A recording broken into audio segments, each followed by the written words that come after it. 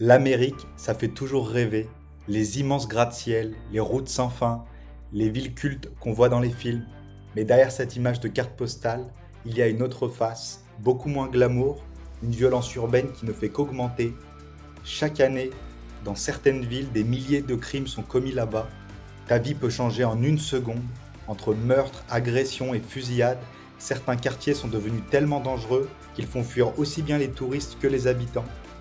Dans cette vidéo, je vais te montrer les 10 villes les plus dangereuses des États-Unis en 2025. En 10e position, on commence avec Oakland en Californie.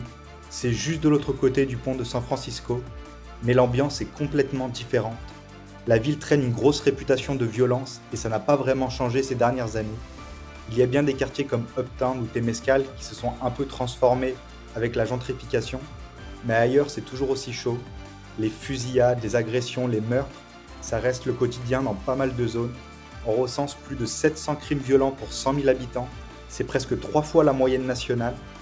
Des coins comme East Oakland ou West Oakland sont particulièrement touchés là-bas. Les gens vivent au rythme des sirènes, des tirs et d'un sentiment d'insécurité constant. Si vous aimez ce type de contenu, n'hésitez pas à vous abonner, à liker et à partager. Je vous remercie. En 9e position, toujours en Californie, on arrive à Stockton. C'est pas une ville aussi connue que Los Angeles ou San Francisco, mais elle a ses propres galères et pas des petites. Entre le trafic de drogue, les gangs encore bien présents et une pauvreté qui dure depuis longtemps, l'ambiance est tendue. Et les chiffres parlent d'eux-mêmes, plus de 720 crimes violents pour 100 000 habitants, c'est énorme pour une ville de cette taille. Stockton a même fait faillite en 2012 et ça a laissé des traces. Moins de moyens pour la police, les écoles, les services sociaux. Du coup, certains quartiers sont carrément laissés à l'abandon. Insécurité, coups de feu, méfiance envers les autorités, c'est devenu la norme pour beaucoup. Mais comme à Oakland, il y a aussi des gens qui lâchent rien. Des associations locales, des jeunes motivés, des projets qui essaient de faire bouger les choses. C'est une ville qui en bave, mais qui garde la tête haute. En 8e position, cap sur le sud-est des États-Unis, on part à Little Rock, la capitale de l'Arkansas. À première vue, ça ressemble à une petite ville tranquille, entourée de nature, loin du chaos des grandes villes. Mais en vrai, Little Rock a l'un des taux de crimes violents les plus élevés du pays. Même par rapport à des villes bien plus grosses, c'est choquant. Violence domestique, fusillades, trafic, l'insécurité est bien réelle, surtout dans certains quartiers où les tensions sociales sont à fleur de peau. Et ce qui frappe, c'est que ça arrive dans une ville pas très grande. Mais quand tu creuses un peu, tu comprends que c'est lié à des problèmes plus profonds. Pauvreté, peu d'accès aux soins mentaux, pas assez de prévention. Little Rock, c'est clairement le genre d'endroit où tu ne t'attends pas à ce que ça craigne autant, et pourtant, pour beaucoup de gens là-bas, c'est la réalité du quotidien. En 7e position, la ville de Milwaukee dans l'état du Wisconsin.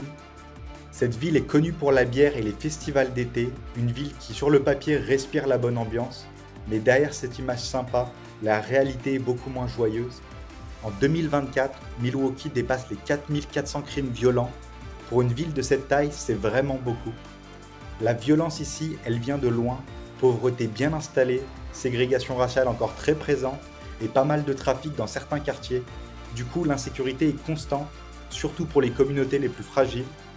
La ville a lancé pas mal d'initiatives sociales, communautaires, etc. Mais malgré tout, Milwaukee reste l'une des villes les plus violentes du Midwest. C'est un endroit à double face. D'un côté, les terrasses, la musique, les sourires. De l'autre, des tensions lourdes bien ancrées. En 6e position, on a Kansas City, située en plein centre du pays, entre Missouri et Kansas. Cette ville est aujourd'hui au cœur d'une vraie crise de violence urbaine. Depuis quelques années, les chiffres grimpent en flèche. En 2024, on comptait plus de 770 crimes violents pour 100 000 habitants, un chiffre largement au-dessus de la moyenne nationale. Et derrière ces stats, il y a des causes bien concrètes. Les conflits entre gangs se multiplient, les armes à feu circulent quasiment librement et les inégalités sociales se creusent. La ville est coupée en deux, d'un côté les quartiers résidentiels tranquilles, parfois même en plein renouveau, de l'autre des zones bien plus fragiles où la violence est devenue quasi quotidienne. Dans certains secteurs, entendre des coups de feu la nuit ou voir des voitures de police patrouiller en boucle, c'est devenu banal. Ce climat pèse lourd surtout sur les jeunes, beaucoup grandissent dans un environnement instable, sans vrai accès à des opportunités ou un cadre de vie sûr. Les écoles manquent de moyens, les services sociaux sont débordés et la méfiance envers les institutions est forte. Les autorités locales essayent bien de réagir, programmes de médiation, investissements dans les quartiers les plus touchés, partenariats avec les associations. Mais ça avance lentement et les résultats ne sont pas encore à la hauteur. Kansas City, c'est l'image d'une ville qui a du potentiel, qui garde une vraie énergie, mais qui se débat contre des problèmes profonds et complexes. Une ville en lutte où la violence n'est pas juste une statistique, mais une réalité vécue tous les jours par des milliers de personnes. En cinquième position, la ville de Détroit dans l'État du Michigan. Cette ville, c'était le symbole de l'Amérique industrielle, le berceau de l'automobile, la ville où le rêve ouvrier prenait forme. À une époque, c'était le moteur du pays, littéralement. Mais aujourd'hui, Détroit, c'est aussi l'image d'un déclin brutal. Malgré quelques efforts de reconstruction et un certain renouveau dans le centre-ville, la réalité sur le terrain reste très dure. En 2024, la ville enregistre plus de 5400 crimes violents, un des chiffres les plus élevés du pays. Cette violence, elle ne sort pas de nulle part. Détroit paie encore le prix de décennies de crise économique, la fermeture des usines, le chômage de masse, la fuite des habitants vers les banlieues et des services publics laissés à l'abandon pendant trop longtemps. Résultat, des quartiers entiers vides ou en ruine, où la pauvreté et la criminalité ont pris le dessus. Certaines zones ressemblent presque à des villes fantômes, les tensions sociales y sont fortes et la confiance envers les institutions est au plus bas. Et même si des initiatives locales voient le jour, même si l'art, la musique et les communautés locales continuent de faire vivre la ville, la reconstruction est lente, très lente. Détroit, c'est une ville profondément marquée, mais pas morte. Elle reste portée par l'énergie de ceux qui refusent d'abandonner, qui se battent pour écrire un nouveau chapitre, une ville blessée, mais avec une âme puissante, bien vivante. En quatrième position, la ville de Baltimore dans l'État du Maryland.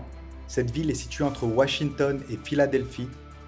Elle traîne depuis des années une réputation de ville violente, et malheureusement ce n'est pas un cliché. Ici la violence est profondément ancrée. Les homicides c'est presque quotidien, le trafic de drogue et les guerres de gangs ravagent certains quartiers, pendant que la méfiance envers la police reste énorme. Le résultat c'est une tension permanente, un climat qui peut exploser à tout moment. En 2024, la ville affiche un taux de 833 crimes violents pour 100 000 habitants, un chiffre qui classe la ville parmi les plus dangereuses du pays, et ce malgré sa taille relativement modeste. Mais ce qu'il faut comprendre, c'est que le problème dépasse largement la simple question de la criminalité. On parle d'un système complètement cassé. La pauvreté est extrême dans certains secteurs, les inégalités sont criantes, les écoles manquent cruellement de moyens et les services sociaux sont saturés. Baltimore, c'est une ville qui tient debout, tant bien que mal, tous les jours elle lutte pour ne pas sombrer. En troisième position, la ville de Rockford, dans le nord de l'Illinois. C'est pas une ville dont on parle beaucoup, elle passe souvent sous les radars, et pourtant la situation sur place est franchement inquiétante. En 2024, cette ville affiche plus de 835 crimes violents pour 100 000 habitants. C'est l'un des taux les plus élevés du pays et très largement au-dessus de la moyenne nationale.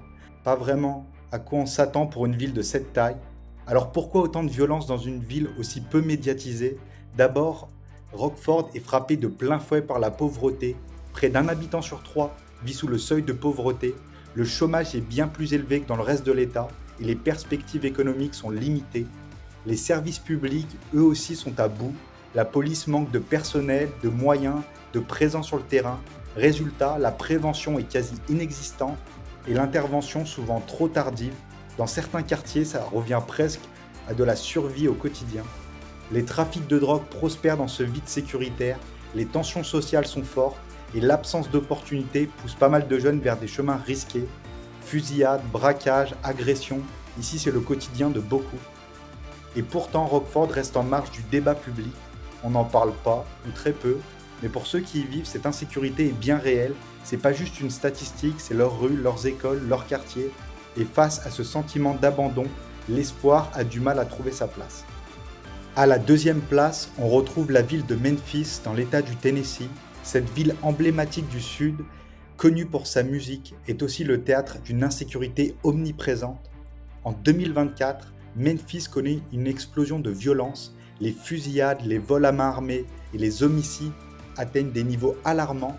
Avec plus de 5700 crimes violents enregistrés, cette ville de plus de 600 000 habitants fait face à un taux de criminalité qui dépasse largement la moyenne nationale. Les causes sont multiples.